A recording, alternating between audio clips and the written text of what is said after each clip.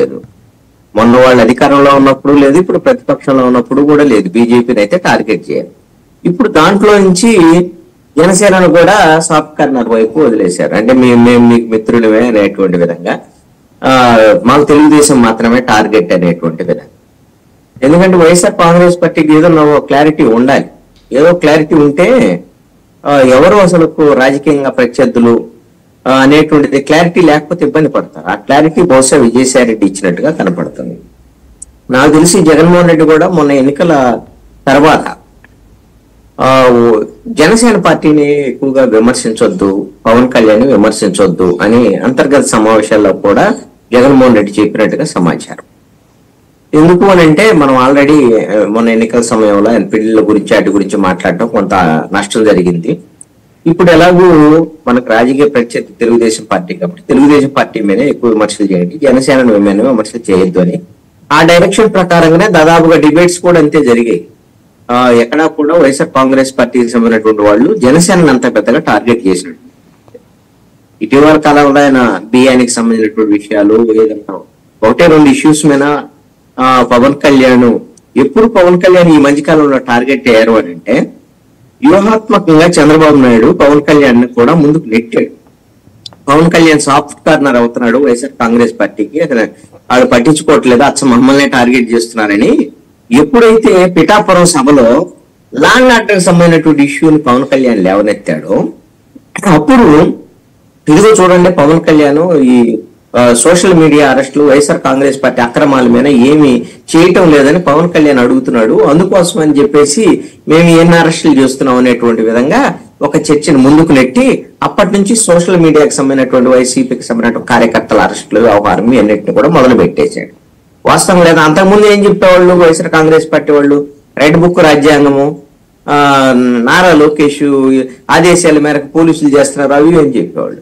ఇప్పుడు ఏమైంది, పవన్ కళ్యాణ్ మాట్లాడాడు కాబట్టి సోషల్ మీడియా అరెస్టులు జరిగేటువంటి విధంగా, అంటే అనివార్యంగా వైఎస్ఆర్ కాంగ్రెస్ పార్టీకి జనసేన మధ్య ఒక వైరం సృష్టించాలనేటువంటి ఒక ప్రయత్నం జరిగింది. కానీ వైఎస్ఆర్ కాంగ్రెస్ పార్టీ మాత్రం మా పొద్దు పవన్ కళ్యాణ్ తో ఒక సందర్భంలో అంబటి రాంబాబు కూడా చెప్పాడు, మాకు ఆయనతో ఎందుకు ఆయనతో పెట్టుకునే ఇప్పుడు ఓడిపోయి కూర్చున్నాం కదా, పవన్ కళ్యాణ్ తో మాకేం వద్దులే, ఆయన ఏం అనవులే అని చెప్పేసి.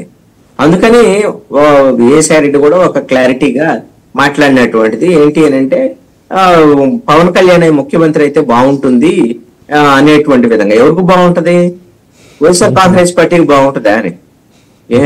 ఇప్పుడు ముగ్గురులో ఎవరు ముఖ్యమంత్రి అయినా కూటమిలో వైసీపీకి వ్యతిరేకంగానే ఉంటారు. వాస్తవంగా అయితే ముగ్గురిని మీరు అన్నట్లుగా చేర్చాలి అనేటువంటి ప్రయత్నం తప్ప.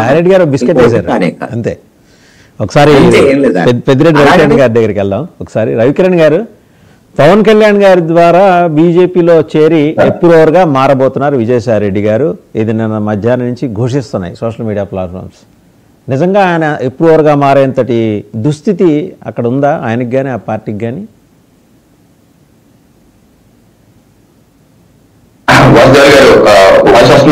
వస్తుంది వస్తుంది. ఓకే, వాజ్వాన్ గారు, ముందుగా మీకు తోటి ప్యానలిస్ట్ కి 99 టీవీ వీక్షకులందరికీ శుభోదయం అండి. ఇప్పుడు 67 సంవత్సరాల నిత్య యవ్వనుడు, యువకుడు, ఉడకలెత్తే రక్తం ఉన్నటువంటి విజయసాయి రెడ్డి గారు నిన్న వన్ సైడ్ లవ్ ప్రతిపాదన పవన్ కళ్యాణ్ గారికి జనసేన పార్టీకి చేసినట్టుగా నాకైతే కనబడింది. ఎంతమంది ప్రేమిస్తారు? అప్పట్లో ఇలాగే ప్రేమించారు ఆయన, వన్ సైడ్ లో శ్రీకాకుళం నుంచి ప్రేమించారు, ఈయనేమో ట్విట్టర్ ద్వారా ప్రేమిస్తున్నారు. ఈయన ఏం చేస్తారండి, ఇప్పుడు ఆయన చారిస్మా అటువంటిది, వద్దన్న కొన్ని ప్రేమిస్తా ఉంటారు. ఆయన చారిస్మా, ఆయన యొక్క ఆడ అటువంటిది. ఎందుకంటే గతంలో ఎప్పుడన్నా ఇలాగా విజయసాయి రెడ్డి గారు ప్రేమించారా అంటే లేదే. ఆయన ట్వీట్లు చూశాను నిన్న, పాత ట్వీట్లు ఏం చేశారంటే, పచ్చి బూతులు పవన్ కళ్యాణ్ గారిని ప్యాకేజ్ స్టార్ అని, పావలా గారని, ప్రీపేడ్ ఆర్టిస్ట్ అని, అమ్ముడు పోతాడు, పార్టీని అమ్మేసుకుంటాడు. ఎక్కడితో ఆగలేదండి, ఇంకోటి వేశాడు ఆయన పవన్ కళ్యాణ్ కాదు నిత్య కళ్యాణం. చూడండి ఎంత దుర్మార్గమైనటువంటి ట్వీట్. నిత్య కళ్యాణం, వివాహ వ్యవస్థ మీద గౌరవం లేని వ్యక్తులకి రాజకీయాలు పనికిరారు, నువ్వు అనుకున్నది సాధించలేవు పవన్ కళ్యాణ్ అని ట్వీట్ కూడా చేశాడు ఆయన. ఇటువంటి బూతులతో తిట్టినటువంటి వ్యక్తి ఈరోజు అసలు గేట్ తాగనేవారు, శాసనసభ గేట్ తాగనేవారు వాళ్ళ వ్యక్తులు. ఇండియా గేట్ తాగేశాడు ఆయన. దేశకి నేత అయిపోయాడు. మేమే మరొకటి చూసాం గతంలో వైసీపీ అధికార ప్రతినిధి మన డిబేట్ లో. దేశకి నేత చేసింది పవన్ కళ్యాణ్ మేమే, మీరు కాదు, జనసేన కాదు, బీజేపీ కాదు, ఎవరు కాదు, మేమే అని ఆయన పోటీ పడ్డారు మన డిబేట్ లో, మీకు గుర్తుంటే. అలాగా ఇప్పుడు అదే విజయసాయి రెడ్డి గారు వచ్చేసారు. దీనికి కారణం ఏంటి? బహుశా నాకు అర్థమవుతుంది ఏంటంటే, వాళ్ళ పార్టీ అధినేత 52 ఏళ్ళు 54 ఏళ్ళు ఉన్నప్పటికీ అతను వయసు ఉన్నటువంటి ముసలోడు. ఎందుకంటే పాపం చూసాం మన 2024 ఎన్నికల్లో కూడా ఆయన ఎన్ని బహిరంగ సభలు అటెండ్ చేశారు, చంద్రబాబు నాయుడు గారు ఎన్ని అటెండ్. చంద్రబాబు నాయుడు రోజుకు 3-4 చేస్తుంటే ఆయన రోజు 1 చేయడానికే నీరసం వచ్చేసేది. పొద్దున పూట అంతా ఏసీ బస్సులో వెళ్ళి సాయంత్రానికి ఏదో 1 అరగంట మాట్లాడి కూర్చోబెట్టి ఏసీ బస్సు. ఇప్పుడు కూడా వెళ్ళిపోయాడు, బెంగళూరు వెళ్ళిపోయారు ఆయన ప్యాలెస్ లో. అలాగే విజయసాయి రెడ్డి గారికి కూడా బహుశా ఆ పార్టీలో పొట్టకట్లేదు. అది మీరు అన్నట్టు ఇంతకన్నట్టు ఆ వాయిస్ వస్తుంది బయటికి. వైసీపీలో విజయసాయి రెడ్డి గారికి ఇష్టం లేదు. గతంలో కూడా ఇబ్బంది ఉంది, ఇప్పుడు కూడా ఇబ్బంది ఉంది. వచ్చేయాలని చూస్తున్నారు. అందుకనే బాలినేని బాటలోనే జనసేనలోకి వెళ్ళిపోదావా, మొత్తానికి వైసీపీ పార్టీ నిలువునా చీల్చేసి ఒక వర్గాన్ని మొత్తం బాలినేని గారి లాగా వెళ్ళిపోయి ఆ బాటలో వెళ్ళి జేబులో చేసుకుంటూ వెళ్ళి జనసేనలో విలీనం అయిపోదావా అన్న ఆలోచనలో ఆయన ఉండి ఈ వన్ సైడ్ లో ప్రతిపాదన చేసినట్టయితే నాకు కనబడుతుంది. ఇంకో కోణం, ఒక 70 ఏళ్ళు దాటిన వాళ్ళు రాజకీయాల్లో ఉండటానికి అనుభవం కాదనుకుంటే, మరి ఆయన ఏమో పెద్ద చిన్న వయసు ఏం కాదు కదా, పరాక్రమం ఏం కాదు కదా, 67 ఏళ్ళు ఆయన మీద ఇటువంటి అనేక ఆరోపణలు వచ్చాయి. ఓకే, దాని బహుశా హుషారు ఉండొచ్చు, బట్ ఆయన చిన్న వయసు అయితే కాదు కదా. కానీ ఆయన వాళ్ళ అధినేత ఈ రోజున బెంగళూరులో రవికిరణ్ గారు ఆయన హుషారు గురించి మనం వేరే సందర్భంలో మాట్లాడుకుందాం. ఇప్పుడు కేవలం పొలిటికల్ గా నేనేం అనట్లేదు. నేను అనేది ఏంటంటే, యడ్యూరప్ప గారు ఏదైతే కర్ణాటకలో ఉన్నారో, యడ్యూరప్ప గారు వయసు ఎంత? సీఎం గారు 76 ఏళ్ళు. ఆ పక్కన కేరళ రాష్ట్ర సీఎం పినరయి విజయన్ గారు, ఆయన వయసు ఎంత? 79 ఏళ్ళు. మన రాష్ట్ర సరిహద్దు రాష్ట్ర తమిళనాడు స్టాలిన్ గారు, ఆయన వయసు ఎంత? 72 ఏళ్ళు. మన సరిహద్దు రాష్ట్రం ఒరిస్సా మొన్నటి వరకు 6 నెలల క్రితం వరకు ముఖ్యమంత్రిగా ఉన్నారు నవీన్ పట్నాయక్ గారు, 79 ఏళ్ళు. నవీన్ పట్నాయక్ గారు ఆ పైన ఎంత? ఆయనకు 73 ఏళ్ళు. మమతా బెనర్జీ గారు 70 ఏళ్ళు. దేశం మొత్తం ఇలాగే ఉంటే మీరేంటి ఉచిత సలహాలు వాళ్ళకు కూడా ఇవ్వండి సార్. మీరు వెళ్ళి ఉచిత సలహాలు వాళ్ళకు కూడా ఇవ్వచ్చు కదా. ఇప్పుడు వీళ్ళకి వచ్చిన బాధ ఏంటంటే, పాయింట్ ఏంటంటే ఏం లేదండి, ఎన్నికలు అయిపోయినప్పటి నుంచి చూస్తున్నాం వైసీపీ పార్టీ సోషల్ మీడియా వాళ్ళ నాయకులు కూడా ఏదో రకంగా ఈ పొత్తుని విచ్ఛిన్నం చేయాలి. ఈ పొత్తు ఉంటే ఇప్పుడు కాదు కదా, జన్మలో వాళ్ళ అధికారంలో రాలేరు. 2019 ముందు ఈ రకంగానే మనం ఏదో రకంగా పొత్తుని చెరగొట్టి ఎన్డీఏ కూటమి నుంచి జనసేనని టీడీపీని బయటికి లాగేటట్టు కుతకృచ్చులయ్యాము. ఆ రకంగా మళ్ళీ ఏదో రకంగా దీన్ని చెయ్యాలని చెప్పి సోషల్ మీడియా వేదికగా కూడా మనం చూస్తాం ఏం చేస్తున్నారు. ఇటీవల శాసనసభలో కూడా పవన్ కళ్యాణ్ గారు 10 ఏళ్ల పాటు ముఖ్యమంత్రిగా చంద్రబాబు నాయుడు గారే ఉండాలి, ఆయన అడుగు జాడలు మేము నడుస్తామంటే అప్పటి నుంచి గుండెల్లో రాయి పడిపోయింది. ఆ రోజు మన డిబేట్ లో కూడా చెప్పాను నేను, గుండెల్లో రాయి పడింది ఎవరికో కాదు, వైసీపీ గారికే పడింది. అయిపోయింది మన పని అయిపోయిందిరా బాబు, మన కథ కంచికి మన ఇంటికి ఇక జన్మలో మా జగనన్న వచ్చేది లేదు, సచ్చేది లేదు, ఏంటి పరిస్థితి అని బాగా ఆ బాధలో భాగంగా ఉన్నారండి వెళ్తే రవికిరణ్ గారు. వాళ్ళు చాలా కాన్ఫిడెంట్ గా ఉంటారు, కాన్ఫిడెంట్ గా ఉన్నారు. జమిలీ వస్తుంది, జగన్ వస్తాడు అని. జగన్ వస్తాడు, మళ్ళీ జగన్ వెనక్కి కూడా వెళ్తాడు. జగన్ వస్తాడు, ఏమవుతారు ఎన్నికలు అయిపోయినప్పుడు ఇప్పుడు వరకు 20 సార్లు బెంగళూరు ప్యాలెస్ లో, ఈ రోజు కూడా ఈ క్షణం కూడా బెంగళూరు ప్యాలెస్, ఈ క్షణం కూడా ఆయనకి రాష్ట్రంతో పని లేదు. నాన్ రెసిడెంట్ ఆంధ్ర అయిపోయాడు, ఈ రాష్ట్రంతో పని లేదు. వాటి మాటికి చీమ చిట్టుకుమంటే లభిస్తే వెళ్ళిపోతాడు ఆయన. సో అందుకనే వాళ్ళ అధినేత యువకుడే 46 ఏళ్ల వయసులో ముఖ్యమంత్రి అయ్యారు వాళ్ళ అధినేత. ఏం పీకారండి రాష్ట్రానికి? ఏం చేశారండి ఆయన? 11 స్థానాలు, 5 ఏళ్ళు పరిపాలిస్తే నవ యువకుడు 46 ఏళ్ళ వయసు. మరి ఇంత తక్కువ వయసులో ముఖ్యమంత్రి అయింది ఎవరో నాకైతే గుర్తులేదు, బహుశా ఈయనేమో అనుకుంటున్నాను నేను, మీరు చెప్పాలి. అటువంటి వ్యక్తి చేసింది ఏంటి రాష్ట్రానికి? నాశనం చేశారు, ఆయన పార్టీ కూడా నాశనం అయ్యింది. 11 స్థానాలతో ప్యాకప్ అయిపోయింది. 33 ఏళ్ల వయసులో నైరాశ్యానికి బహుశా కారణం కావచ్చు. మీకు గుర్తుండే ఉంటుంది సార్, కేరళలో 33 ఏళ్ల వయసులో ఏకే ఆంటోనీ గారు ముఖ్యమంత్రి అయ్యారు. అత్యంత పిన్న వయసు కూడా ఆయన.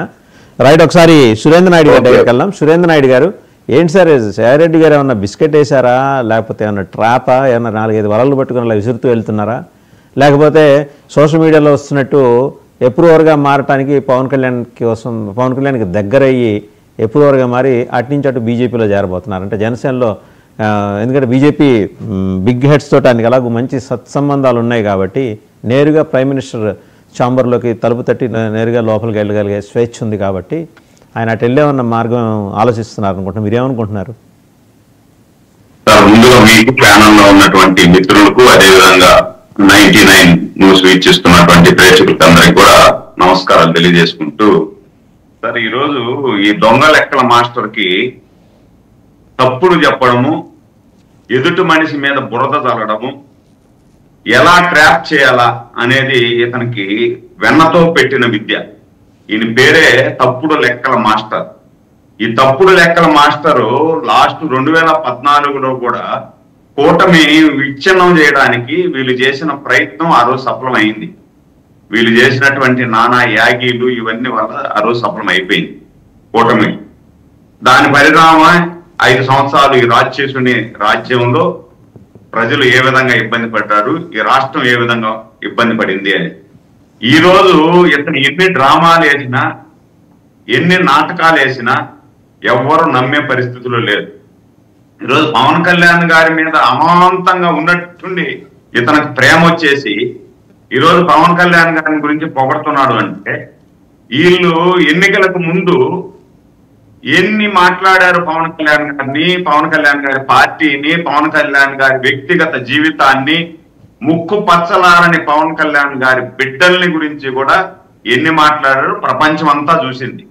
ప్రపంచం అంతా చూసిన తర్వాత ఈ రోజు ఏదో తగుదనమ్మా అని చెప్పి విధి లేని పరిస్థితుల్లో ఈరోజు పోర్టును గురించి మాట్లాడుతూ నేనేదో పరువు నష్టం దావా వేస్తా, 75 సంవత్సరాల ముసలోటి ఈ రాష్ట్రానికి అవసరం లేదు అని చెప్పి మాట్లాడుతున్నాడు. నేను అడుగుతున్నా ఈ పనికి మారిన పండు కోతిని, నీ వయసు ఎంత, నీ ముడ్డి కింద ఎంత వయసు పెట్టుకున్నావు? నువ్వు ఒక్క రోజన్నా పనిచేసావు ఈ రాష్ట్రానికి? 75 సంవత్సరాల నవ యువకుడు 18 గంటలు పనిచేస్తున్నాడు ఈ రాష్ట్రం కోసం. యువకుడి కంటే అద్భుతమైనటువంటి ప్రతిభ కనపరుస్తున్నారు, అంత యాక్టివ్ గా పనిచేస్తున్నారు. నువ్వు కూడా పనిచేస్తున్నావు యువకుడులాగా. దేంట్లో వేరే విషయాల్లో పనిచేస్తున్నావు.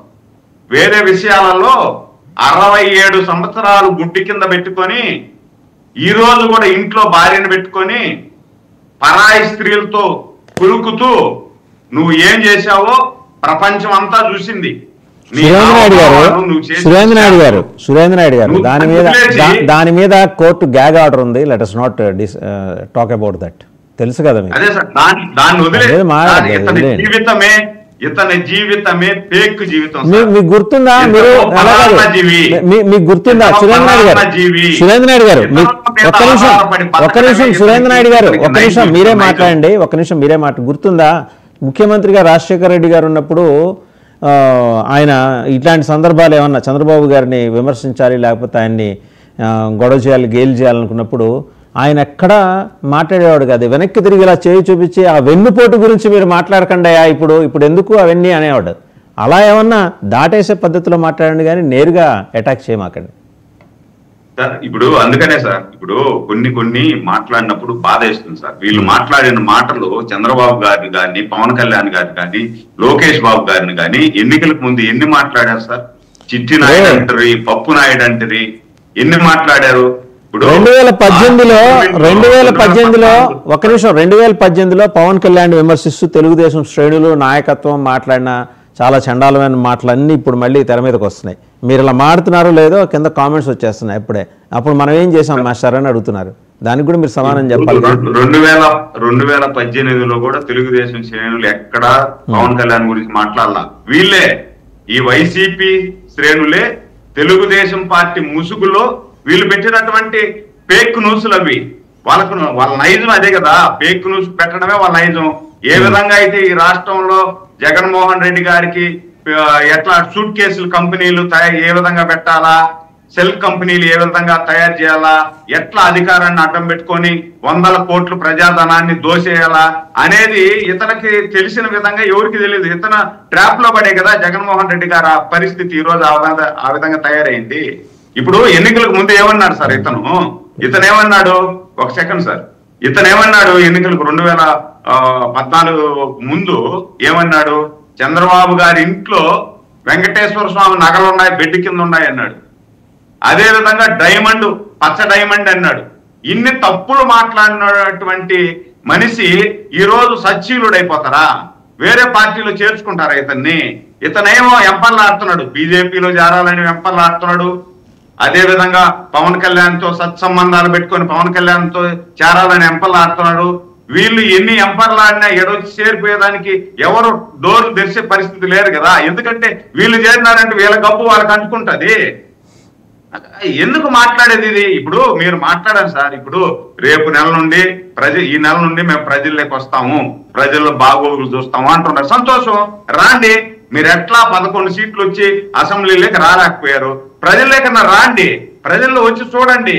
మీరు ముంచేసినటువంటి పోలవరం ఏ విధంగా ఉందో చూడండి, మీరు కూల్చేసినటువంటి అమరావతి ఏ విధంగా పరుగులు పెడతా ఉందో మహేష్ గారు ఎంత సంతోషంగా ఉండాలో చూడండి. రైతాంగం ఏ విధంగా ఈ రోజు నాయుడు గారు మళ్ళీ వస్తా ఒకసారి మెరుపుల మహేష్ గారి దగ్గరికి వెళ్దామండి. అది మాట్లాడండి. అది మాట్లాడకుండా మీరు 75 సంవత్సరాలు మళ్ళీ వస్తా నవ యువకుడా మరుపుల మహేష్ గారు. సో నిన్న సాయిరెడ్డి గారు ట్వీట్ చేశారు. ట్వీట్ చేస్తూ పవన్ బెస్ట్, లోకేష్ చంద్రబాబు బెస్ట్ అంటూ ఒక ట్విస్ట్ ఇచ్చారు.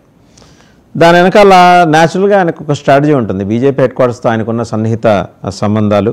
సో అటు నుంచి ఇటు వెళ్ళటం కోసం అండ్ డివిజన్ తీసుకురావటం కోసం, కూటమిలో డివిజన్ తీసుకురావటం కోసం న్యాచురల్ ప్రతిపక్షాలు అలాంటి ఎత్తుగడలు ఎప్పుడూ వేస్తూ ఉంటాయి.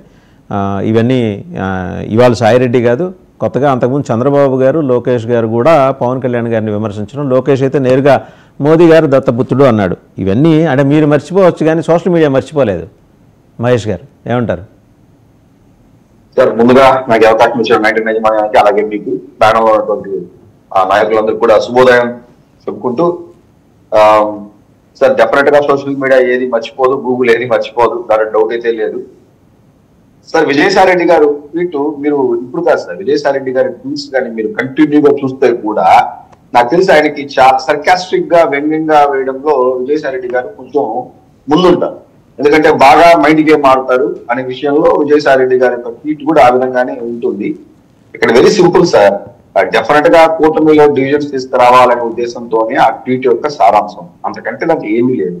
ఇప్పుడు ఎందుకంటే ఆయనకి నిజంగానే పవన్ కళ్యాణ్ మీద అభిమానం ఉంటే అతను సపరేట్ గా పవన్ కళ్యాణ్ గారు మీ రాష్ట్రం మీ చేతిలో తీసుకుంటే బాగుంటుంది, మేము మీకు మంచి ఫాలోయింగ్ పెరుగుతామని చెప్పి సపరేట్ గా ట్వీట్ గా పెట్టినట్టయితే, అలా సపరేట్ గా చంద్రబాబు నాయుడు గారికి, లోకేష్ గారికి వాళ్ళకి ఇన్ఎఫిషియన్సీని ఆయన ఏదో చెప్పాలనుకున్న ప్రాసెస్ సపరేట్ గా పెట్టినట్టయితే that is a different context. ఇది ఎలా అయిందా అంటే ఆయన కేవలం వాళ్ళిద్దరిని తక్కువ చేయాలనే ఉద్దేశంతో ఇతని మీద ఏదో అలా ఇతని మీద పాజిటివ్ గా పెట్టారనేది అలా మనకు తెలుస్తుంది. అది పాజిటివ్ కాదు, వాళ్ళ మీద పెట్టింది నెగిటివ్ కాదు, కేవలం దీని మీద ఒక చర్చ జరగాల. ఎందుకంటే సార్ మీకు ఆ ట్వీట్ తర్వాత ఏమవుతుందంటే ఈ సోషల్ మీడియాలో ఉన్న వాళ్ళందరూ కూడా చాలా ఎమోషనల్ గా కనెక్ట్ అయిపోతారు అన్ని విషయాలకు కూడా. అంటే మనం ఈ రోజు దౌర్భాగ్యం ఏంటంటే డిస్కషన్స్ కూడా ఒక ట్వీట్ మీదే మనం ఎక్కువ తీసుకుంటున్నాం. అది ఏ యాంగిల్ లో తీసుకున్నా ట్వీట్ కి చాలా ఎక్కువ ప్రియారిటీ ఇస్తాం.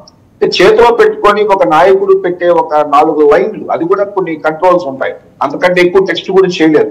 ఆ లిమిట్స్ లో జరిగే దాని మీద మనం ఎక్స్ట్రీమ్ డిస్కషన్స్ తీసుకొస్తారు, వీళ్ళ మధ్య చర్చ జరుగుతుంది, వీళ్ళ డిఫరెన్స్ వస్తుంది అని చెప్పి తీసుకొస్తారు. ఓకే, ఇప్పుడు నేనున్నాను డిబేట్ లో, నేను సురేంద్ర అన్న కానీ లేకపోతే బీజేపీ నాయకులు కానీ ఎక్కడికో లైన్ దాటుకుంటా ఈ మైండ్ గేమ్ అంతా మేము అర్థం చేసుకొని మేము మాకున్నటువంటి దీంట్లోనే ఎక్కడ కూడా స్పాయిల్ కాకుండా, ఈ యొక్క పొత్తు ధర్మం స్పాయిల్ కాకూడదనే ఉద్దేశంతో మేము మాట్లాడతాం, ఇబ్బంది లేదు. కానీ ఏమైపోతుందంటే మీకు విజయసాయిరెడ్డి గారి ట్వీట్ కిందగానే మీరు ఒక 100 మంది ఒక 1000 మంది రీట్వీట్ చేసి ఉంటారు. ఆ రీట్వీట్ లో to be frank BJP Janasena వాళ్ళు కొట్టుకుంటా అంటారు, జనసేన టీడీపీ వాళ్ళు కొట్టుకుంటా అంటారు, టీడీపీ బీజేపీ వాళ్ళు కొట్టుకుంటా అంటారు. ఈ మధ్యలో మమ్మల్ని అంతా రెచ్చగొట్టేదానికి ఒక పర్టికులర్ గా ఒక టీం వర్క్ చేస్తా ఉంటుంది. నథింగ్ బట్ వైఎస్ఆర్సీపీ సోషల్ పెరిటివ్ టీమ్ వర్క్ చేస్తారు. ఈ ట్రాప్ లో అక్కడక్కడ ఏమైపోతుందంటే వీళ్ళకి అది గేమే, విజయసాయి రెడ్డి గారు జస్ట్ లైక్ ట్వీట్ వేసేస్తారు, ఆ తర్వాత సోషల్ మీడియాలో దాని మీద చర్చలు గొడవలు అన్ని తీసుకెళ్ళిపోతారు. సో ఇది ఆ కోణంలోనే చూడాలి తప్పితే ఆయన ఏదో పవన్ కళ్యాణ్ గారు అవసరమే లేదు సార్. ఇప్పుడు పవన్ కళ్యాణ్ గారి మీద మేమైతే అసలు కన్సిడర్ కూడా చేయలేదు ఆయన ట్వీట్ ని. అసలు నేను ఎప్పుడు రియాక్ట్ కావాల్సిన అవసరం కూడా లేదు. మోర్ ఓవర్ ఏంటంటే మీరు ఒక లాస్ట్ 2 days గా విజయసాయి రెడ్డి గారు చాలా చోట్ల మాట్లాడుతూ ఆయన ఎక్కడన్నా అక్కడ ఆయన ఎక్కడికైనా ప్రయాణాలు చేయాలన్నా లేకపోతే ఆయన బిజినెస్ మీటింగ్స్ కి వెళ్ళాలన్నా ఎక్కడికి వెళ్ళాలా కానీ ఈ లూకౌట్ నోటీసులు తిరిగి మళ్ళా కోర్టుకి వెళ్ళడము పర్మిషన్ తీసుకోవడము అనే దాంట్లో చాలా ఫ్రస్ట్రేటెడ్ లో ఉన్నారు. Being a Rajya Sabha member at the same time maintaining some good relations with BJP central. మొన్న కూడా అమిత్ షా గారిని కలిశారు, ఈ మధ్య కాలంలో కూడా కలిశారు. సో ఇంత ఉన్నప్పటికీ కూడా ఈ రోజు ఒక స్టేట్ దాటాలన్నా కంట్రీ దాటాలన్నా కానీ ఈ లూకౌట్ నోటీసులు ఈ వయసులో ఆయన ఇదంతా కూడా చాలా ఇబ్బందికరమైన వాతావరణం అతనికి కనబడతారు. ఆ ఫ్రస్ట్రేషన్ లో వచ్చిన ట్వీట్లే ఈ ట్వీట్లంతా కూడా నిజానికి ఆయన బీజేపీ లైన్స్ లో కిందకి వెళ్తారు, జనసేన లైన్స్ లో కిందకి వస్తారు, లేదు చంద్రబాబు నాయుడు గారిని మాట్లాడడం అవన్నీ కూడా మనం అతని గతంలో నుంచి ఆయన చూడడం అతని యొక్క మాట తీరు వ్యంగ్యం చాలా ఎక్కువ ఉంటుంది. విజయసాయి రెడ్డి గారి చాలా మీటింగ్స్ లో కూడా చూసినట్టు ఇది ఓకే కానీ పుష్ప కాంట్రవర్సీకి ఎండ్ కార్డు చెప్పరా మీరు? మీ నాయకులు ఇంకా ఏదో మాట్లాడేస్తున్నారు, మేము పుష్ప చూస్తే మైలపడిపోతాం, మళ్ళీ మడి స్నానాలు చేయాలి. ఎందుకు ఇవన్నీ? సినిమాని సినిమాగా చూడండి సార్. మీ నాగబాబు గారే చెప్పారు సినిమాని సినిమాగా చూడండి అన్నారు. సినిమాగా చూడండి సార్. సార్ అదే సార్ చెప్పడము. ఇప్పుడు చూడండి పుష్ప టీము డైరెక్టర్ ప్రొడ్యూసర్స్ అంతా చిరంజీవి గారు కలిశారు. నాకు తెలిసి మార్నింగ్ ఏదో ఒక ఫోటో నేను ఎక్కడో చూశాను, బన్నీ గారు ఆ తర్వాత ఇంకెవరో కూడా వెళ్ళి చిరంజీవి గారిని కలిసినట్టు. అది ఓల్డ్ ఫోటోలో కొత్త ఫోటోలో ఐఎమ్ నాట్ షూర్, ఒకటి ఏదో వచ్చినట్టుంది మాకు సోషల్ మీడియాలో వచ్చినట్టుంది. సో ఆల్రెడీ సినిమా పరంగా అంటే చూడండి వాళ్ళు ఒకటైపోయారు సినిమా పరంగా. చిరంజీవి గారే వెళ్ళి ప్రొడ్యూసర్ గారు, చిరంజీవి గారినే వెళ్ళి సుకుమార్ గారు వీళ్ళంతా కలిసిన తర్వాత ఈ సోషల్ మీడియాలో వీళ్ళు మాట్లాడే ఎవరిసారి వీళ్ళంతా వీళ్ళెవరన్నా పనికొస్తారు ఇంకా కలిసినట్టు లేదండి. అంటే if I'm wrong you may correct me, ఇంతవరకు అల్లు అర్జున్ గారికి కలిసినట్టయితే లేదు. ఐ మే బి రాంగ్, మీరు చెక్ చేసి మీ దగ్గర చూసాను. ఇప్పుడు అది ఏదైనా లేదండి, కలవలేదు కదా సార్? సుకుమార్ గారు కలవలేదండి, బన్నీ కలవలేదు. మైత్రి మూవీ మేకర్స్ కూడా సుకుమారు మైత్రి మూవీ మేకర్స్ రామ్ చరణ్ తో సినిమా తీయబోతున్నారు. ఆ విషయం మాత్రమే, ఆ విషయంలో కలిశారు. దాని మీద ఏంటంటే పుష్ప 2 విషయంలో కూడా చిరంజీవి బాగా బాగుంది సినిమా, బాగా తీశారు అని పొగిడారు అనేటువంటి దాని మీద మాట్లాడారు. ఒకసారి బన్నీ కలవలేదు, అల్లు అరవింద్.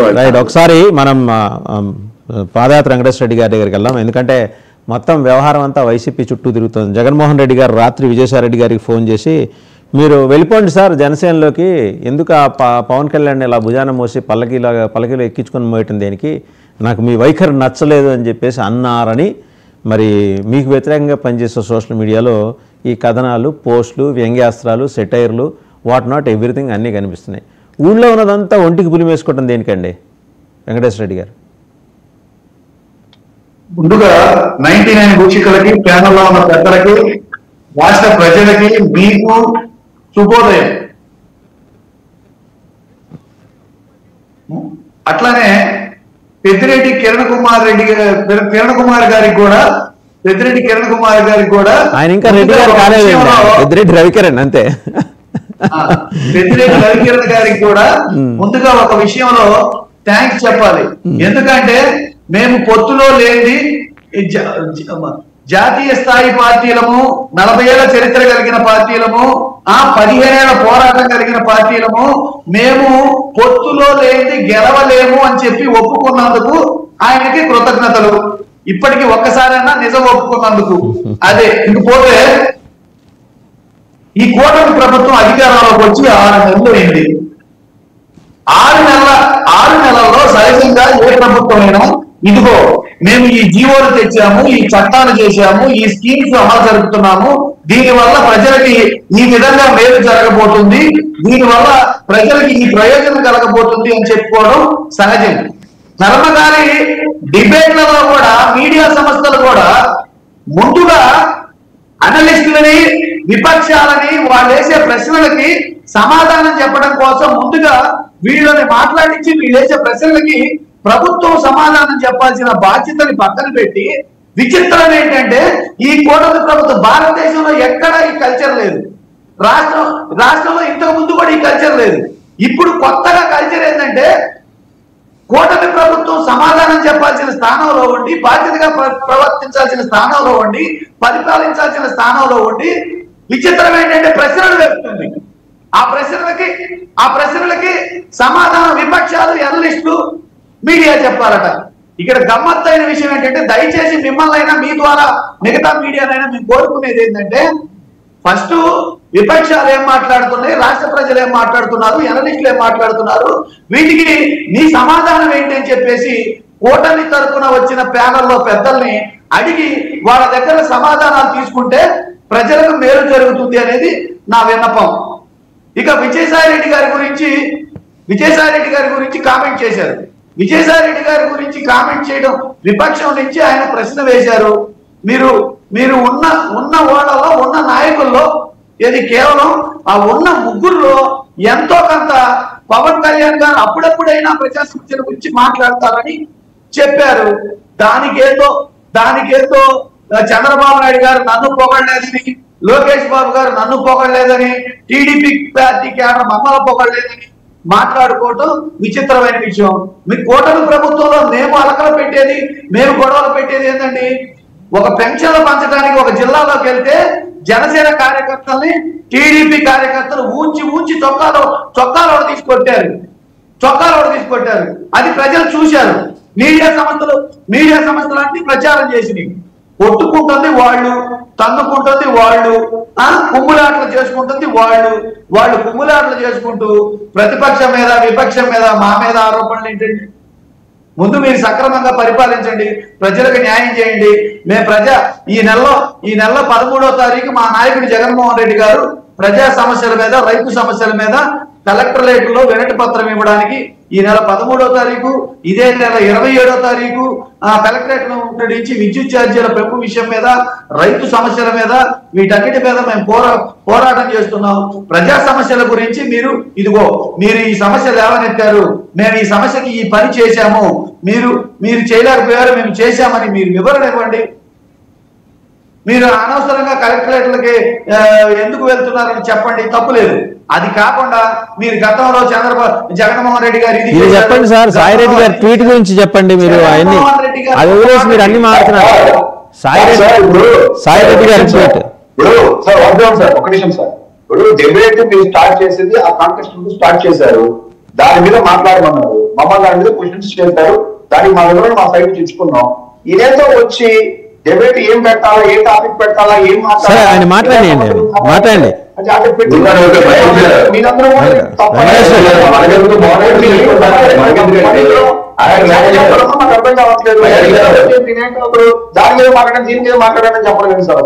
సరే ఆయన మాట్లాడతారు, మీరు వదిలేయండి. మహేష్ గారు ఆయన మాట్లాడియండి. సార్ మాట్లాడండి వెంకటేశ్వర రెడ్డి గారు. అది వాళ్ళ వైఖరి కనపడతానే ఉంది. డిబేట్లలో ఎలా ఉంది, అసెంబ్లీలో ఎలా ఉంది, ప్రశ్నించిన సోషల్ మీడియా వాళ్ళని ఎలా ప్రశ్న చేస్తున్నారు, రాష్ట్రంలో జరుగుతున్న అరాజకాలను ప్రశ్నిస్తే ఎలా గొంతు నొక్కుతున్నారు అనేది ఇప్పుడు ఈ డిబేట్ లోనే కనపడుతుంది. ఈ డిబేట్ లోనే వాళ్ళ వైఖరి కనపడుతుంది. ఖచ్చితంగా ఆచారం ఏంటంటే ప్రభుత్వం ప్రతి ప్రశ్నకి సమాధానం చెప్పే ఓపిక ఉండాలి, ప్రతి సమస్యని పరిష్కరించే ఓపిక ఉండాలి, నేర్పు ఉండాలి. సాయిరెడ్డి గారి ట్వీట్ గురించి మాట్లాడండి. మాట్లాడుతున్నారంటే అది వాళ్ళ అసమర్థతకి నిదర్శనం. అది వాళ్ళ అసమర్థతకి నిదర్శనం. ఒకసారి లోకేష్ గారు, వెంకటేశ్వర రెడ్డి గారు, లోకేష్ గారు బయట ఒకసారి చూసి తర్వాత మళ్ళీ టాపిక్ లోకి వద్దాం. లోకేష్ గారు మాట్లాడింది ఉన్నది ఒకసారి పీసీఆర్ లోకేష్ బయట ప్లే చేయండి.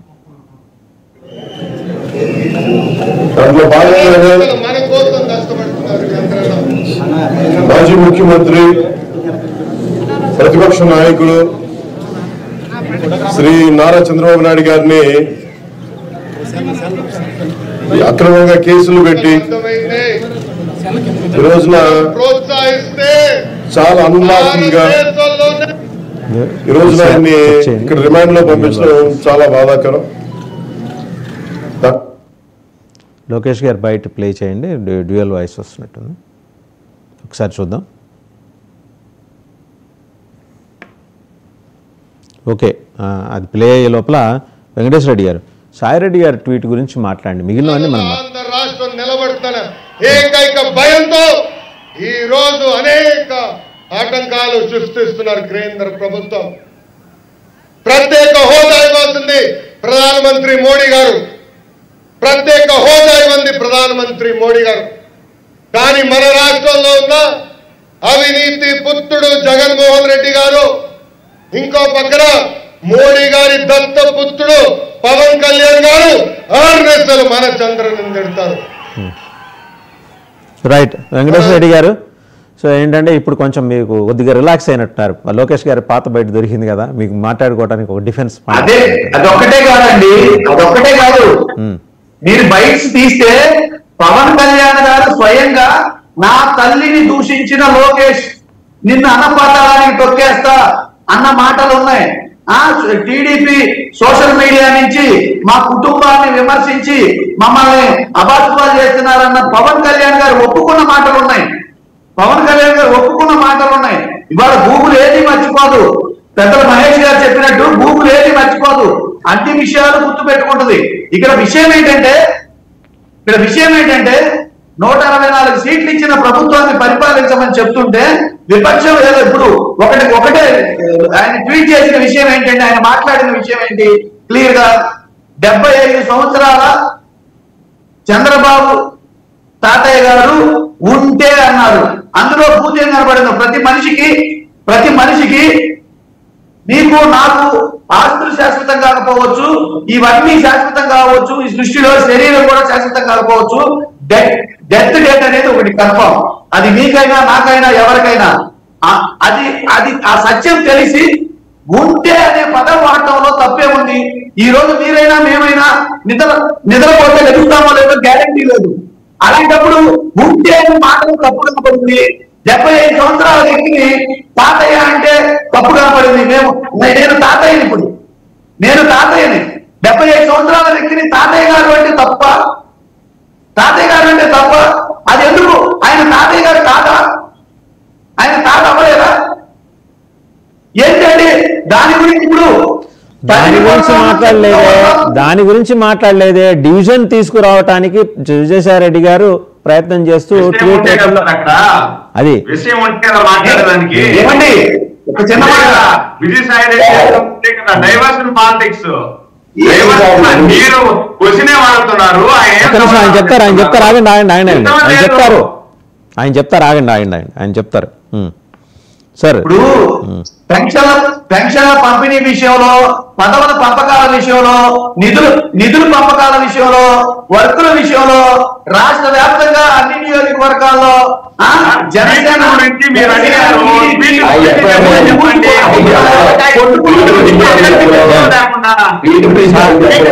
సురేంద్ర నాయుడు గారు ఆయన మాట్లాడండి. Let him complete. Surendra Naidu గారు ఆయన కంప్లీట్ చేయనియండి. సురేంద్ర నాయుడు గారు ఆయన కంప్లీట్ చేయనియండి సార్. రెడ్డి గారు జనసేన టీడీపీ కేడరు అన్ని నియోజకవర్గాల్లో పెన్షన్ల పంపిణీ దగ్గర నుంచి, నిధుల పంపిణీ దగ్గర నుంచి, విధుల పంపిణీ దగ్గర నుంచి, పదవుల పంపిణీ దగ్గర నుంచి అన్ని విషయాలలో గ్రామాన కొట్టుకుంటున్నారు. ఈ విషయం ప్రజలందరికీ తెలుసు. సామాజిక మాధ్యమాలన్నీ ప్లే చేసిన విషయాలని ఆయన విజయసాయి రెడ్డి గారు వాటిని దృష్టిలో పెట్టుకొని ఒక మాట అన్నారు. ఆయన వాళ్లే కొట్టుకుంటున్నప్పుడు మేము విడదీయాల్సిన పనేముంది, మేము స్ట్రాటజీ వేయాల్సిన పనేముంది? వాళ్ళ కింద మీద పడి రకరకాల ఇబ్బందులు పడుతున్నారు. వాళ్ళ సంగతి వాళ్ళని చూసుకోమనండి. మేము జరుగుతున్న విషయాన్ని చెప్పాము. ఒకటే ప్రశ్న. సరే, మీరు చాలా చెప్పారు, దీంతో పాటు చాలా చెప్పారు. ఎందుకంటే నేను రాత్రి జగన్మోహన్ రెడ్డి గారి నుంచి విజయసాయి రెడ్డి గారికి ఫోన్ కాల్ వెళ్ళిందా లేదా? పెద్ద మీరు అలా ఎందుకు అలా మాట్లాడారు? ఇష్టం లేకపోతే పార్టీ నుంచి వెళ్ళిపోండి అని కూడా అన్నారట కదా. కూటమి ప్రభుత్వం మాటలన్నీ అబద్ధాలు.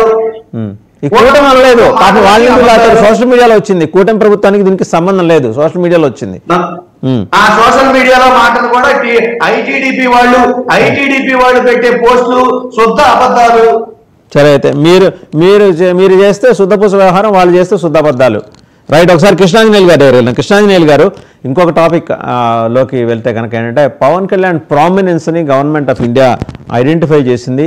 ప్రత్యేకించి గ్రామీణాభివృద్ధి కోసం ఆయన చేస్తున్న కార్యక్రమాలను గుర్తించింది. అందులో భాగంగానే మనకి 5 అవార్డులు వచ్చినాయి.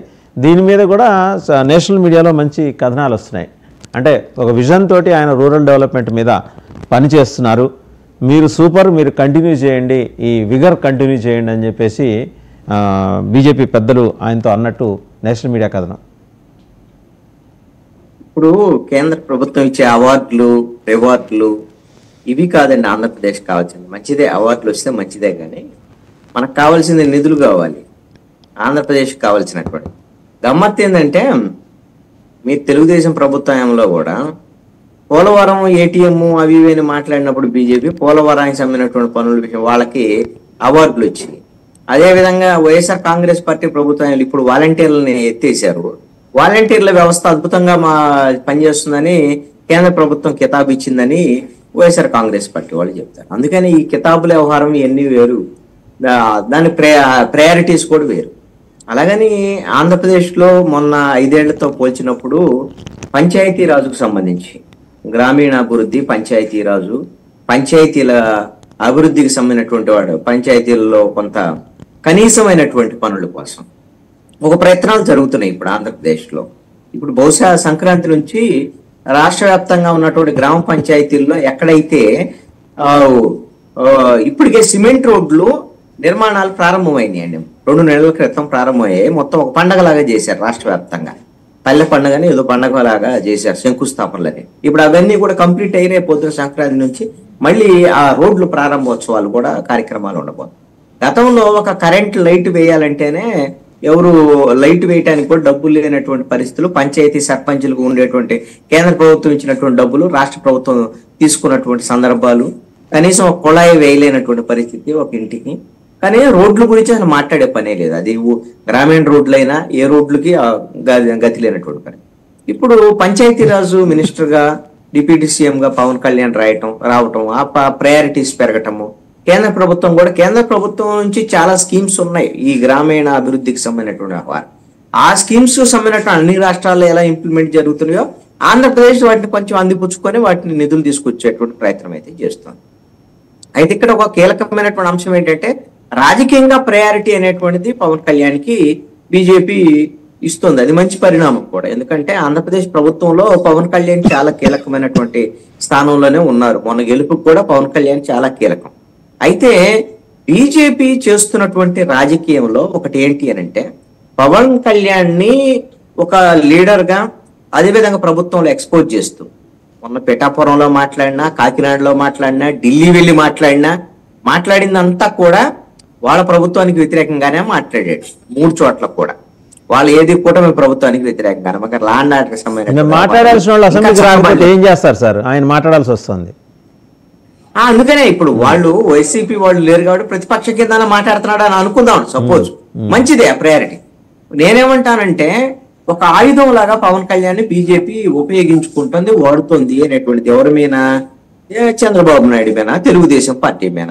ఎందుకు అని అంటే, తెలుగుదేశం పార్టీ అనేటువంటిది ఎప్పుడు కూడా నమ్మదగినటువంటి మిత్రుడు కాదు అని బీజేపీ భావిస్తుంది. కాబట్టి వాళ్ళకు ఒక చెక్ పాయింట్ కింద పవన్ కళ్యాణ్ పెట్టుకుంటారు. మీరు గమనించండి, నేను ఒక మాట అడుగుతాను. బీజేపీని ఇలా అంటే రవికిరణ్ గారి కోపం వస్తుంది, ఎందుకంటే వాళ్ళ బీజేపీ ప్రతినిధి కాబట్టి. ఎక్కడైనా సరే తెలుగుదేశము ప్రతిపక్షంలో ఉన్నప్పుడు బతమలాడినా బామాలినా అసలు ఒక్కసారన్నా చంద్రబాబు నాయుడుకి అపాయింట్మెంట్ ఇచ్చారండి బీజేపీ వాళ్ళు?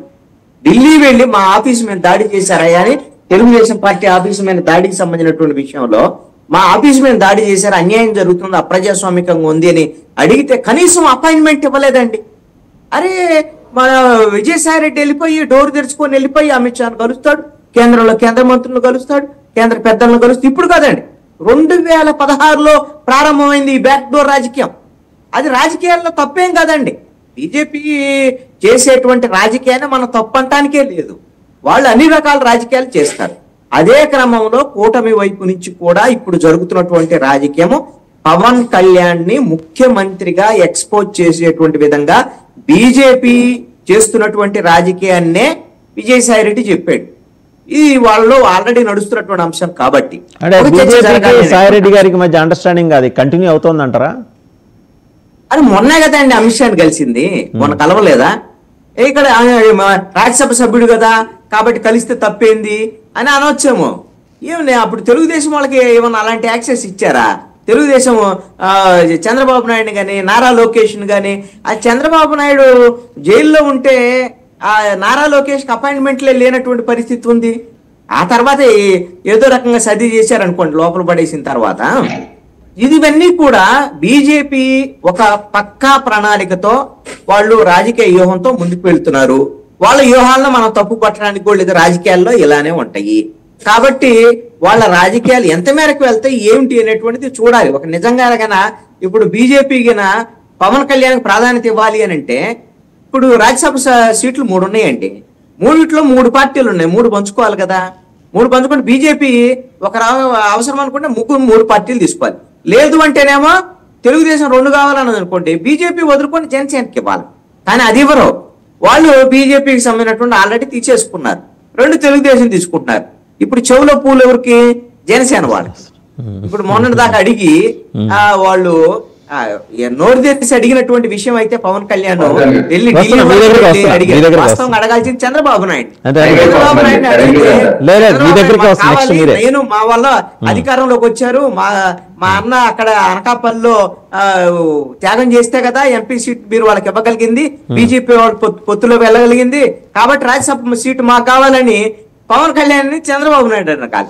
ఇక్కడ అడగలేదు, ఢిల్లీకి వెళ్ళాడు. ఢిల్లీ కలిగినాక వెళ్ళి అడిగినా కూడా పవన్ కళ్యాణ్కి అవకాశం దొరకలేదు. మరి ఈ విషయంలో మరి బీజేపీ ఏం ప్రయారిటీ ఇస్తుంది? సరే రవికిరణ్ గారు మాట్లాడతారు. రవికిరణ్ గారు ఒక నిమిషం మీరే మాట్లాడండి. కృష్ణాంజనేయులు గారు అన్నారు జనసేన చెవిలో పుష్పం పెట్టారు. ఏ పుష్పం అది? అల్లు అర్జున్ పుష్పం పెట్టారంటారా? ఇప్పుడు ఇంతకు మేము స్టార్టింగ్ లో చెప్పింది ఏంటి, వైసీపీ పార్టీ యొక్క విధానం గతంలో ఏ రకంగా ఉంది, పవన్ కళ్యాణ్ గారిని ప్యాకేజ్ ఇస్తారని, ఎవరి దగ్గర ప్యాకేజ్ తీసుకుంటారని చెప్పేసి, ఏ చంద్రబాబు నాయుడు గారి తొత్తుగా ఉన్నారని చెప్పేసి వైసీపీ పార్టీ ప్రచారం చేసింది. ఫైనల్ గా ఇప్పుడు వాళ్ళు దేశకి నేత అంటున్నారు. ఇంకో లైన్ ఆఫ్ ఆర్గ్యుమెంట్ ఏంటంటే, ఇప్పుడు విశ్లేషకులు కావచ్చు వాళ్ళ కొత్త ఆర్గ్యుమెంట్ లైన్ ఆఫ్ ఆర్గ్యుమెంట్ ఏంటి, బీజేపీ అన్నం నడిపిస్తుంది పవన్ కళ్యాణ్ గారిని, పవన్ కళ్యాణ్ గారికి ఏమీ తెలియదు, ఆయనకి అంత ఆలోచనపడు కాదు. అంటే ఈ రెండు వర్గాలు చూడండి, ఒక వైసీపీ ఇంకోటి విశ్లేషకుల రూపంలో ఇద్దరు ఎస్టాబ్లిష్ చేస్తుంది ఏంటి, పవన్ కళ్యాణ్ గారికి ఒక ఆలోచన విధానం లేదు, ఆయన సరైన ఆలోచన ఉండదు, ఆయన ఎవరు చెప్తే వాళ్ళు వింటారు, ఎవరో చంద్రబాబు నాయుడు నడిపించాలి, లేకపోతే బీజేపీ నడిపించాలి, ఇంకో ఎక్స్వైజీ నడిపించాలి, కానీ ఆయన మాత్రం ఆయన సొంతంగా వెళ్ళలేడు, స్వయం ప్రకాశుడు కాదు. ఇది విశ్లేషణ. ఇప్పుడు వైసీపీ పార్టీ యొక్క ఆలోచన, కొంతమంది విశ్లేషకుల ఆలోచన. ఈ రకంగా పవన్ కళ్యాణ్ గారి మీద వాళ్ళు కొంత, విజయసాయి రెడ్డి గారు కొంత ఆలోచన మార్చుకున్నారేమో. ఎందుకంటే నిన్న టీపీ నాకు కనపడుతుంది, దేశపీ నేత అని విజయసాయి రెడ్డి గారు అంటున్నారంటే కొంత మార్చుకున్నట్టు కనపడుతుంది. మరి విశ్లేషకులు ఎప్పుడు మార్చుకుంటారో నాకు తెలియదు. ఇప్పటికైనా సరే తెలుసుకోవాలి, పవన్ కళ్యాణ్ గారి కొత్త కాదు రాజకీయాల్లో, 15 ఏళ్ళగా రాజకీయాల్లో ఉన్నారు ఆయన. ఆయన ఇంకా ఆలోచన లేదు, ఆయన ఏ ఆలోచన లేకుండా వాళ్ళు చెప్తుంది వీళ్ళు చెప్తుంది వింటున్నారంటే ఇంకా వాళ్ళ వివేకం వాళ్ళు చూసి నవ్వుకుంటూ తప్పితే నేనేం చేయలేను. ఇంకోటి విజయసాయి రెడ్డి గారు కలవటం, ఇప్పుడు చంద్రబాబు నాయుడు గారు అప్పుడు కూడా డిస్కస్ చేశాం, కొత్త విషయం కాదు. అప్పుడు అమిత్ షా గారు కాశ్మీర్ వెళ్ళారు, కాశ్మీర్ రాష్ట్రపతి పాలన ఉంది, ఆల్రెడీ 2-3 రోజులు అక్కడ మీటింగ్లు ఉన్నాయి, ఆయన సడన్ గా వెళ్ళారు కాబట్టి అపాయింట్మెంట్ అవ్వలేదు. ఆ తర్వాత వాళ్ళ పేపర్లో రాశారు తర్వాత కలుద్దాం అని చెప్పేసి, అది వేరే విషయం. విజయసాయి రెడ్డి గారు కూడా ఇప్పుడు పార్లమెంట్ సెషన్ జరుగుతున్నప్పుడు పార్లమెంట్ లో కూర్చొని ఉంటారు అందరూ ఒక రూమ్ లో, పార్లమెంట్ లో గొడవలు జరుగుతున్నప్పుడు ఇప్పుడు విజయసాయి రెడ్డి గారు parliament Rajya Sabha floor leader, YCP floor leader ఒక మంత్రిని సమయం అడిగితే ఆ సెషన్స్ లో ఖాళీగా ఉన్న టైంలో ఇవ్వకుండా ఎలా ఉంటారు, ఇస్తారు. ఇది సహజంగా జరుగుతుంది, ఎవరికన్నా జరుగుతుంది, అక్కడ ఉన్న ఎంపీలుగా యాక్సెస్ ఉంటుంది. ఆ మాత్రం చేత గతంలో 2019 కూడా ఇలాగే అన్నారు, ఇదిగో వెళ్ళిపోతారు కలిసేస్తారని చెప్పి. కలుస్తారండి, అన్ని పార్టీలు కలుస్తారు. అమిత్ షా గారిని, ఇది నడ్డా గారిని కలిస్తే మీరు అబ్జెక్ట్ చేయాలి, ఇప్పుడు కూడా అబ్జెక్ట్ చేయడం లేదు, ఎందుకంటే ఆయన మంత్రి, కేంద్ర మంత్రి. పార్టీ పరంగా వెళ్ళి కలిస్తేనన్నా మీరు అబ్జెక్ట్ చేయాలి, కానీ ఒక కేంద్ర మంత్రిని, ఒక ప్రభుత్వ, భారతదేశ ప్రభుత్వ కేంద్ర మంత్రిని రాజ్యసభ ఫ్లోర్ లీడర్ కలిస్తే తప్పేంటి? దానికి ఏదో యాక్సెస్ చేస్తున్నారు చంద్రబాబు నాయుడు గారు. ఆయన లేరు, కాశ్మీర్ వెళ్ళారు, కాశ్మీర్ శ్రీనగర్ లో ఉన్నారు, 2-3 రోజులు అక్కడే ఉన్నారు, మిలిటరీ వ్యవహారం ఉంది, జరుగుతున్నాయి. ఈ రకంగా మనం విశ్లేషణ చెప్పి మనకున్న వికారాలన్నీ దాని మీద ఉద్దేశించి చేస్తే ఇంకా వాళ్ళు మారంటే మారిపోయింది, మనదే ఉందో నాకు వచ్చిన ఇబ్బంది లేదు, ప్రజలు నిర్ణయించుకుంటారు. రైట్. మన సురేంద్ర నాయుడు గారు రాజ్యసభ సీటు గురించి కూడా చెప్పండి. సురేంద్ర నాయుడు గారు రాష్ట్రసభ సీటు గురించి కూడా అడుగుతున్నారు. జనసేనకి ఎందుకు ఇవ్వలేదు? సానా సతీష్ గారికి ఆయన్ని ప్రపోజ్ చేసినట్టు మరి జనసేన పాపం నాగబాబు గారికి ఆయన ఆల్రెడీ ఒక త్యాగశీలి 1 ఆ సెషన్లో, ఇప్పుడు త్యాగశీలి 2గా మిగలాలి ఆయన. సార్ నాగబాబు గారు యాక్చువల్లీ అందరికి తెలిసి పెట్టారు, పోస్ట్ కూడా పెట్టారు. ఆయన నాకు ఇంట్రెస్ట్ లేదు దాని మీద అని. నాగబాబు గారు కావాలి అనుకోని ఉంటే ఖచ్చితంగా నాగబాబు గారికి ఇస్తుంటారు, దాంట్లో డౌట్ లేదు. ఏదో చెప్తా ఉంటారు, ఏదో చెప్పినప్పుడు మనం వినాలి అంతేగాని ఇక్కడ ఇంటర్నల్ గా అయితే మాకు జనసేన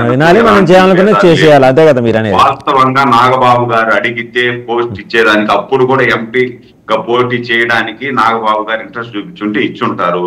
లేదు టిటిడి చైర్మన్ రేస్ లో కూడా ఆయన ఉన్నారు అని చెప్పి కొంతమంది పోస్టులు పెట్టారు.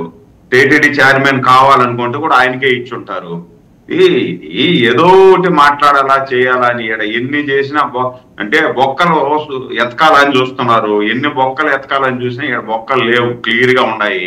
కాబట్టి వీళ్ళ బాధలు కొన్ని చెప్తా ఉంటారు. ఇప్పుడు ఈయన పాదయాత్ర వెంకటేశ్వర రెడ్డి చెప్తున్నాడు ఇందాక, అదేదో ఆడ జరిగిపోయింది ఈడ జరిగిపోయింది, మనం అడిగేది ఒకటి ఆయన చెప్పేది ఒకటి. మేము ప్రజల్లోకి వెళ్తాము చూస్తాము అని. రాండి ప్రజల్లోకి, మేమేమన్నా వద్దంటున్నావా? ప్రజల్లోకి రమ్మనే కదా. మీకు 11 సీట్లు ఇచ్చినప్పుడు కూడా రాండి మీరు అసెంబ్లీలో వచ్చి మాట్లాడండి అనే కదా మేము చెప్పాము. 75 సంవత్సరాలు అంటే ఇది తప్ప అందుకు ప్రపంచానికి తెలుసు ఆయనకి 75 సంవత్సరాలు అనేసి. 75 సంవత్సరాలు కాదు కావాల్సింది, ఎవరు ఎలా పనిచేస్తున్నారు అనేది కావాలా. మనం కూడా ముడి కింద 42 సంవత్సరాలు 45 సంవత్సరాలు పెట్టుకొని తాడేపల్లి ప్యాలెస్ లో కూర్చొని పబ్జీ గేమ్ ఆడుకుంటే ఉపయోగం లేదు కదా. పబ్జీ గేమ్ ఆడితే ఆయన గేమ్ ఆడుతున్న విజువల్స్ ఉన్నాయా సార్ మీ దగ్గర? సార్ సురేంద్ర నాయుడు గారు నాకు అప్పటి నుంచి అడుగుదాం అనుకుంటున్నాను, మీరు వాళ్ళ టైమ్లీ మీరు ప్రస్తావించారు. ఆయన పబ్జీ గేమ్ ఆడుకుంటున్న విజువల్స్ ఏమైనా ఉన్నాయా? చూద్దాం సరదాగా, మీ దగ్గర ఉంటే షేర్ చేయొచ్చుగా. పబ్జీ గేమ్ ఆడింది విజువల్స్ ఉన్నాయి, అన్ని ఉన్నాయి సార్. మరి చూపించండి, ఎందుకంటే ఇంతమంది 4-5 కోట్ల మంది ఆంధ్రులు చూసి సంతోషిస్తారు కదా. జగన్మోహన్ రెడ్డి గారు ప్యాలెస్ లో కూర్చొని పబ్జీ గేమ్ ఆడారని ఎస్టాబ్లిష్ చేయండి సార్, ఎస్టాబ్లిష్ చేయండి. డిబేట్ లో నేను ఇస్తాను. కాబట్టి వీళ్ళకేమి రాష్ట్రం మీద ప్రేమ లేదు, రాష్ట్ర ప్రజల మీద ప్రేమ లేదు. ఆ ప్రేమ ఉంటే వాళ్ళు వచ్చి ప్రతిపక్షంలో ప్రభుత్వం ఇది చేస్తా ఉంది, చంద్రబాబు నాయుడు ఇది చేయలేదు అని చెప్పి మాట్లాడచ్చు, తప్పు లేదు. ప్రతిపక్షంగా మీకు ప్రతిపక్ష పదానే కావాల్సిన అవసరం లేదు. ఇప్పుడు ప్రజల్లోకి వస్తామంటున్నారు, ప్రజల్లోకి రాండి. మీరు పెట్టిన గుంతలు, మీరు పెట్టేసిపోయిన గుంతలను ఏ విధంగా పూడ్చారు, రోడ్లు ఎంత అద్భుతంగా ఉన్నాయి. టైం కూడా అయిపోతుంది, మహేష్ గారు మాట్లాడతారు. చేసినటువంటి అస్తవ్యస్తమైనటువంటి రాష్ట్రం మహేష్ గారు చాలా ఫాస్ట్ గా మాట్లాడతారు. ఒక్క నిమిషం అండి. సురేంద్ర గారు పింఛన్ తీసుకుంటున్నటువంటి సురేంద్ర గారు మళ్ళీ మాట్లాడడం దాని మీద మహేష్ గారు కంక్లూడ్ చేస్తారు. మహేష్ గారికి ఒక ప్రశ్న ఉంది. మహిళ ఎంత సంతోషం. సురేంద్ర నాయుడు గారు ఒక్క నిమిషం, మహేష్ గారికి ఒక ప్రశ్న ఉంది. మహేష్ గారు, మీరు పుష్ప సినిమా చూసే ఉంటారు, అందులో శ్రీవల్లి అడుగుతుంది నీ మీద ఫీలింగ్స్ వస్తూ ఉండాయా స్వామి అని. అలాగా అల్లు అర్జున్ గారి మీద ఏమన్నా వైసీపీకి ఫీలింగ్స్ వస్తూ ఉండాయా? సార్ అల్లు అర్జున్ మీద ఫీలింగ్స్ ఏమో సార్, వాళ్ళకి వస్తుంది, అది మనం ఏం చేయలేము దానికంతా కూడా. కాకపోతే సార్ ఇప్పుడు చాలా మంది అదేంటో అసలు జనసేన పార్టీ ఆ డైరెక్షన్ లో ఉంటుంది, ఈ డైరెక్షన్ లో ఉంటుంది, చాలా తప్పు సార్. ఇప్పుడు మేము రాజకీయ పార్టీ, జనసేన రాజకీయ పార్టీ, పవన్ కళ్యాణ్ రాజకీయ నాయకుడు, మేము రాజకీయమే చేస్తాము, మా పార్టీ ఎదగాలని కోరుకుంటాము. తద్వారా ప్రజలకి మంచి జరిగే అవకాశం ఏదున్నా కానీ మేము అవకాశాన్ని వదులుకునే పరిస్థితిలో లేము. అదేంటో అసలు చాలా తప్పు సార్ అసలు. ఎందుకంటే ఈ రోజు పవన్ కళ్యాణ్ గారు ఏ స్టేజ్ లో వచ్చి ఏ స్టేజ్ లోకి వచ్చారు. ఇప్పుడు చంద్రబాబు నాయుడు గారు కూడా 3 సార్లు ముఖ్యమంత్రి అయిన తర్వాత కూడా ఇబ్బంది పడాల్సిన పరిస్థితి వచ్చింది. జగన్మోహన్ రెడ్డి 151 నుంచి 11 సీట్లు పడిపోయే పరిస్థితికి వచ్చింది. సో మాకున్నటువంటి ఫైనాన్షియల్ లో లేకున్నట్టు మాకున్నటువంటి ఆర్గనైజేషన్ లో స్ట్రక్చర్ ఆర్గనైజేషన్ లో ఏదో మా దీంట్లో మేము ఎదుగుతా ఉన్నాము. జనసేన పార్టీ రాజకీయంగా ఎదుగుతా ఉంది. ఈ రోజు రాష్ట్రం కోసం మీరు పంచాయతీగా సంబంధించి తీసుకున్నట్టయితే